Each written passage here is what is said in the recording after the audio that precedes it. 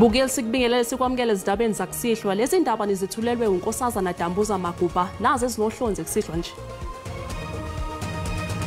I wish lo muntu simkhethileyo uyakwenza uba kubekho utshintsho. Bangaphezulu kwesigidi nezinkulungwane ezingamakhulu ayisithupha abantu ababhalisele uhlelo lokuvota ngokukhethekile oqale namhlanje kuzwelonke. As at 2 p.m., we estimate that over 230,000 special votes had been cast at voting stations. Ikhomishana yezokhetho ezimele i-IEC ithi igculisekile ngosuku lokuqala lokuvota okukhethekile. Namhlanje kuvota abantu abangaphezulu kwezinkulungwane ezingamakhulu amabili kuzwelonke.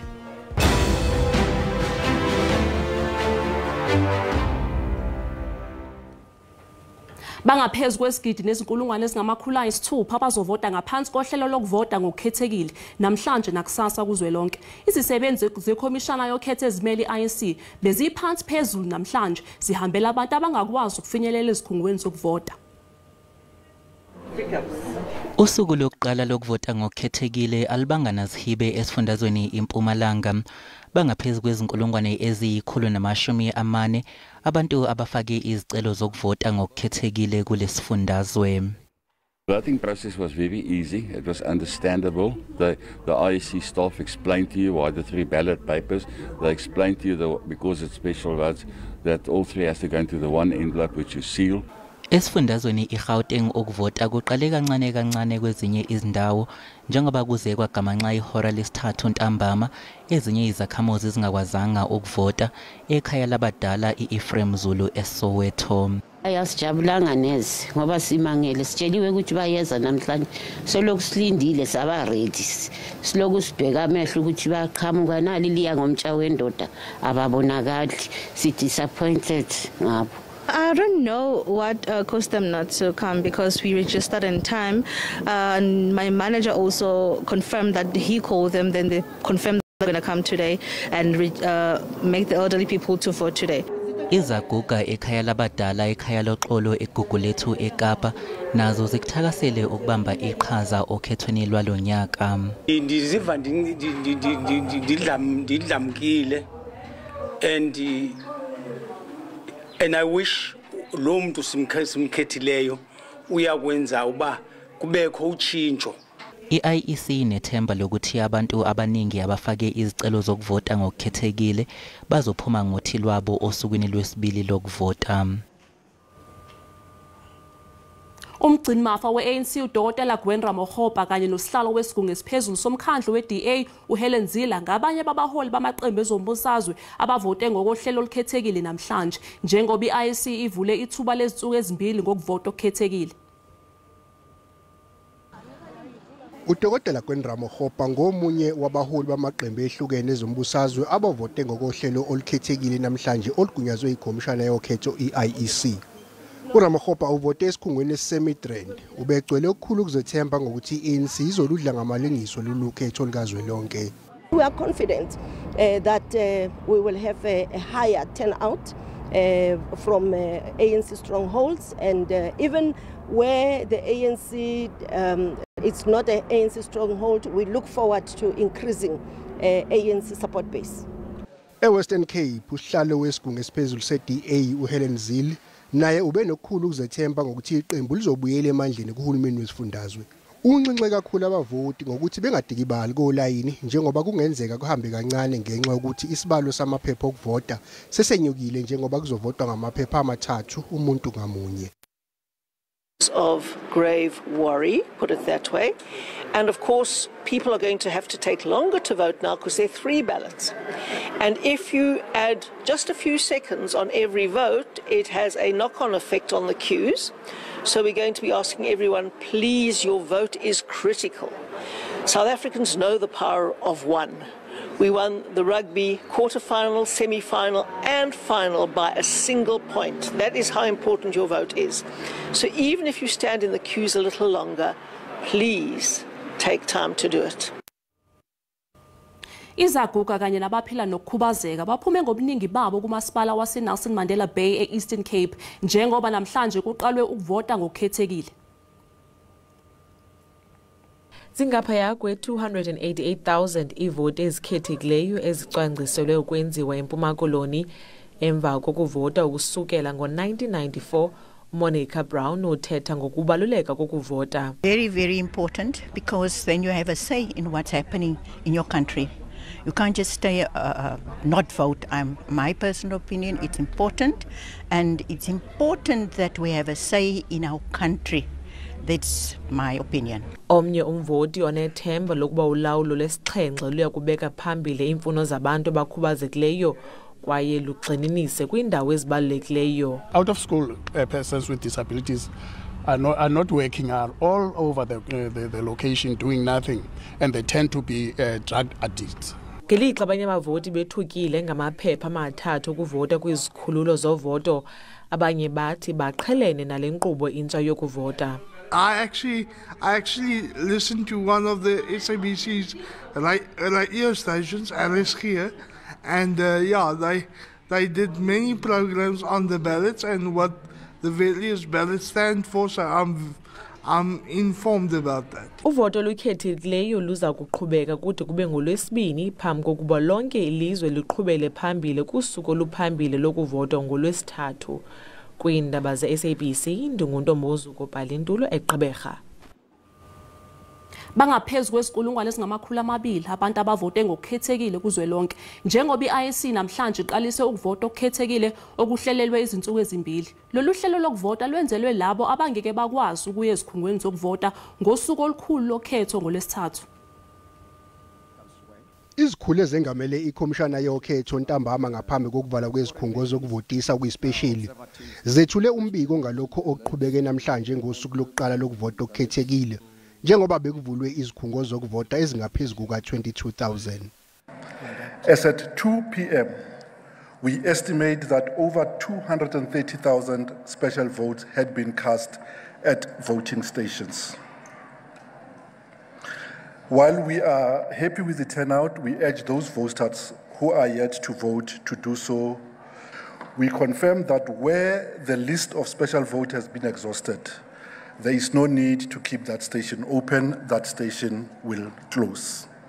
Maqondana nokusabalala kwevideo ngempela sonto ebikhombisa amabhokisi namaphepha okuvota obegcinwe yi-IEC kwesinye sezikhungo zayo zokuvota KwaZulu-Natal. Ikhomishana yokhetho ithele ludaba soledluliselwe emaphoyiseni ukuze kuthathelwe inyathelo zomthetho bonke laba abagasele esikhungweni ebesigcine impahla ye-IEC. The incident in KwaZulu-Natal, the provincial electoral officer had an occasion to meet with the leadership of the party involved in KZN, and they've established their basic rules of engagement around the work that is taking place of elections.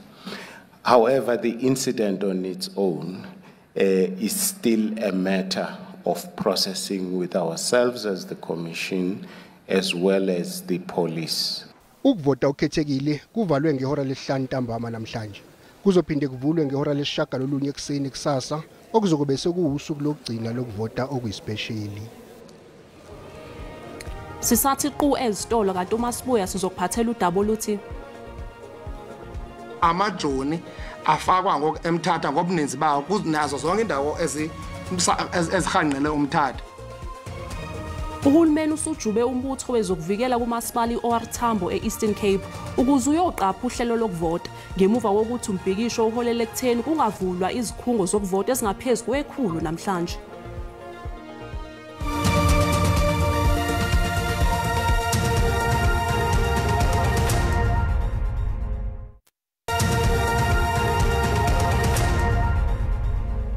Sikubingelele sikwamukela uma ngabe usanda ngena odabeni oluphambili besibuka ukuthi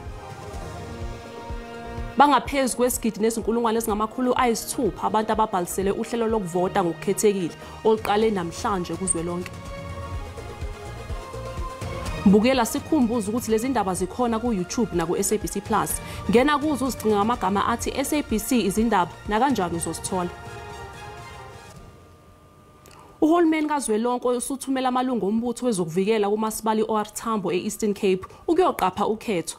Lokhu kulandela imbhikisho ezingxenyeni ezithile zesifundazwe eholele ekutheni kuvalwe izikhungo zokuvota kwezinye izindawo. Kube nesiphithiphithi ngosuku lokuqala lokuvota okuyispecially. Izikhungo zokuvota ezinye bezivaliwe ekseni ngesikhathi sokuvota. Ukuvota ke kuqalile kwezinye izikhungo kodwa ezingaphezulu kwekhulu azikwazanga ukuvula. This morning we had 455 stations that have not opened across the province. But the 455, we cannot just say it's just taxi strike. It's a combination of the taxi strike and the community protests that were happening in some of the municipalities. But the most affected area was OR Tambo, as you say. But that number has now reduced because we have only 110 stations that are still not closed. And the bulk of those stations are in Port St. John's. Port St. John's has 91 stations that are not operational. Ukusebenza ke kumisiwe kusabela ukuphepha komphakathi. Uhulumeni wase Eastern Cape usuqinisekise ukuthi ukhetho kuzoba oluphephile futhi ongachimile. Amasosha ke SANDF athunyelwe eMthatha ukuzoqapha isimo. Sithethile nomongameli, sithethile nabaphathiswa bobabini, umphathiswa wamapolisa nomphathiswa we-Defence Force. Amajoni afakwa ngoku eMthatha ngobuninzi bawo kunazo zonke indawo ezihanqele uMthatha. Amaphoyisa ashaqqa izibhamu kubashayeli bamatekisi kwaboshwa abasola abahlanu ngokudubula amaphoyisa. Ukhomishana wamaphoyisa kuzwelonke uJenene Fanny Masemula uhambele indawo yaseHarrismith eFree State ukuyojuba amaphoyisa athe xaxa azoqapha isimo njengoba kuzoba ukhetho. Lamaphoyisa ajutshwe esifundazweni ezimbili okuyiFree State neKwaZulu Natal. Intatheli yeSABC uKelvin Dludla ubekhuluma nokhomishana. Sila eHarrismith namhlanje esifundazweni iFree State sinomkhuzo wamaphoyisa kuzwelonke uJenene uFanny Masemula. Masemula sikubingelele sikwamukele siyabona ukuthi ke amaphoyisa amatasa izwelonke ayayilungiselela ukubhekana nanoma ngabe iziphi igameke engaqubuka. Namhlanje sila eHarrismith ungakusichazele nje ukuthi sizokwenzani. Ngiyabonga njengoba sihlangene la akhona amaphoyisa siyathumela kwisifundazwe saseKwaZulu Natal. Baqhamuka kuwonke ama-province ingakho sizela eHarrismith ngoba bahlanganela lana bonke and then bisikhuluma nabo ibise bayahamba ke baya kwi-province yeKwaZulu Natal. Sinamaphoyisa ngaphezulu kwi-500 asathumela eKwaZulu Natal. Ngeke sishuthi babangaki kodwa bangaphezulu kwi-500 bayosebenza eKwaZulu Natal. Mawukhumbula kahle basenze i-briefing sithe kunama-voting station little bit over 600 across the country, a high risk. Amaningi wawo asesifundazweni saseKwaZulu Natal. So ingakho ke sithumela amaphoyisa ukuthi bekhona eduzana ukuthi mangaba khona la kunenkinga khona ibe bakhona eduzana bakwazi ukwathenda inkinga lezo. Abantu ababhalisele ukuvota emgaqweni yaseLimpopo bathi sebekulungazelela ukuvota ngoLwesithathu. Bakholwa ukuthi ivoti labo lizokwenza uguquko kuleli. Bangaphezulu kwa 27 million abantu ababhalisele ukuvota. Abantu balapha basiphilisa ngokudayisa emgwaqeni ukuze imindeni yabo idle. Njengoba abanye bencike emabhizinisi nabo bazwakalisa ukulangazelela ukuvota ngoLwesithathu. On Wednesday I'm going to vote because I have a hope that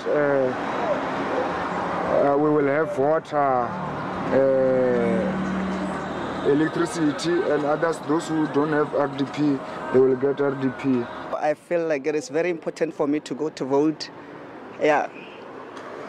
because we need change in the countries. Elias waselomondale uziphilisa ngokugunda abantu emgwaqeni. Usecela abantu bakuleli kuba baphume ngobuningi ukuqinisekisa ukuthi bayagovota. It's 20 years now, and I'm working free. Municipality, they take the hair here for free. We don't pay nothing for free. They take everything for free for us here. Omunye owazalelwa eGhana kodwa unobuzwe bakuleli uthi ulangazelela ukuvota okwesithathu ngoLwesithathu kuleli. I start voting 3 times. This Wednesday.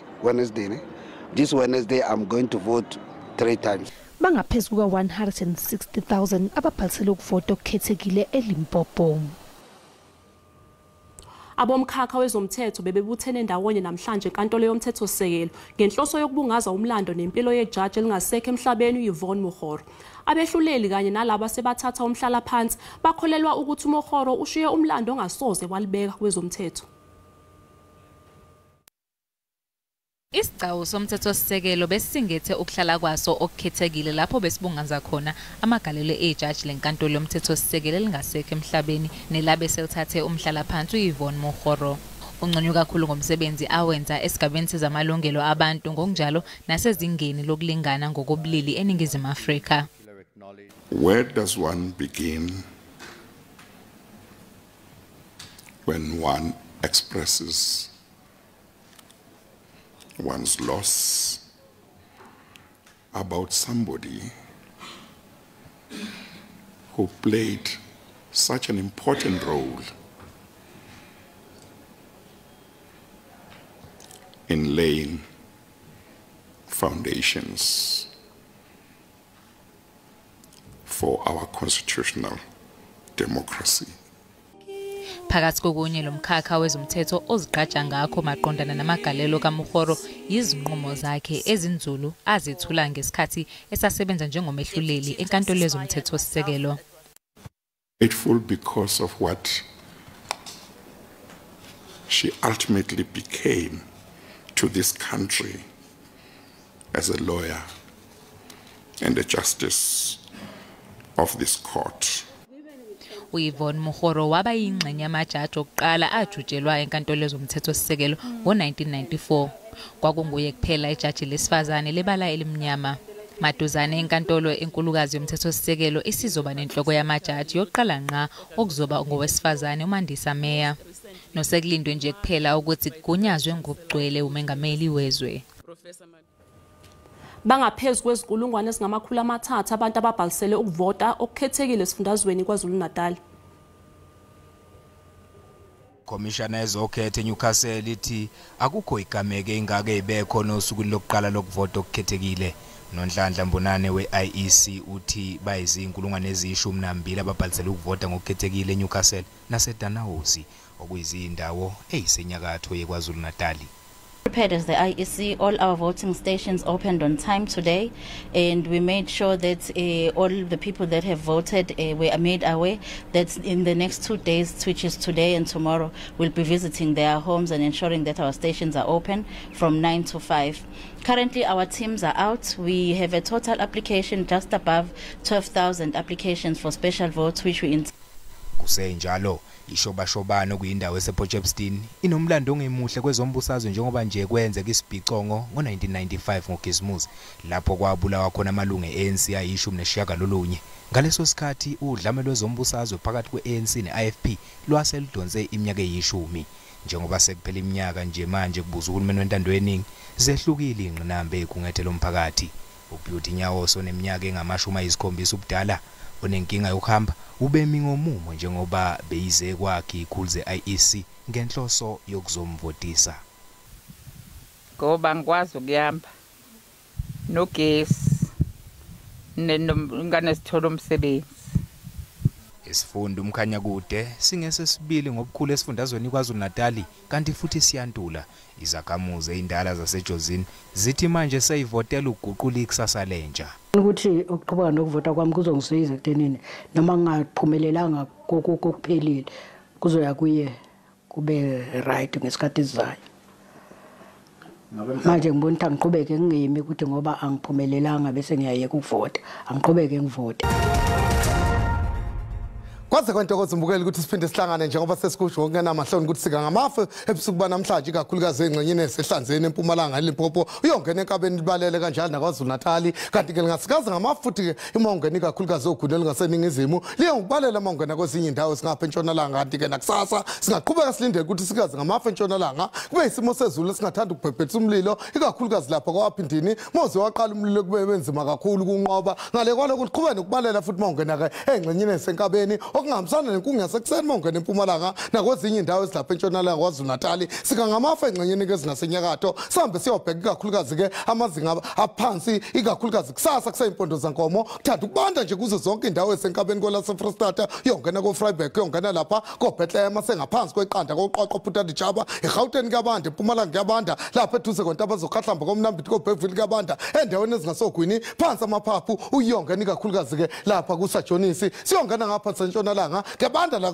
Sutherland kanjalo nalapha koKalvina ngale kwaloko kwezinye indawo lingathanda ukuba phakathi ubheke nje ngophawu enhlamvelanga ikakhulukazi kusasa emini ngathanda nje ukufudumala koApindini ungene eKalvina kuthi kushisa kancane kwezinye indawo koFredendali uyongena lapha eKapa kwanyanga ogugu lethu lithanda nje ukufudumala shise kancane mongene ikakhulukazi ke kovustile phansi lapha eStern Cape lingathanda nje ukufudumala kamnandi lapha emqhekezweni komthatha uyongena lapha KwaZulu-Natal lithanda nje ukufudumala kuzo zonke indawo enkabeni lithanda nje ukufudumala kamnandi lapha ikakhulukazi ke koBloemfontein uyongena koNorthwest siyongena eGauteng lapha koAlexandra kanjalo nako zonke izizwe lingathanda nje ukuthi libe phakathi lifudumale ikakhulukazi lapha koPitora liye ngokuphona mongene eBhatali ngivumele ngisho ngithi ke ngiyayithatha indawo benu ubusuku obuhle.